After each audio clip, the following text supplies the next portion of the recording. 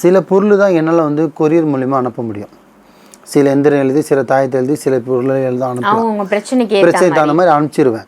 சில பொருள் வந்து பார்த்திங்கன்னா அவங்களே இல்லை பை நான் இது எதுவுமே பண்ண மாட்டேன், என்னால் செலவும் பண்ண முடியாது, என்னால் இதுவும் பண்ண முடியாது பை, நானாக என் வீட்டில் இருக்கிற பொருளை வச்சு இந்த பேட் வைப்ரேஷனை வந்து எடுக்க முடியுமா அப்படின்னு கேட்டால் 10 பைசா செலவு பண்ண மாட்டாங்க. இல்லை பை வசதி இல்லாத ஆள், இதுக்கு எதனா வழி இருக்குன்னு கேட்டாங்கன்னா கண்டிப்பாக அதுக்கும் நான் வழி சொல்லுவேன்.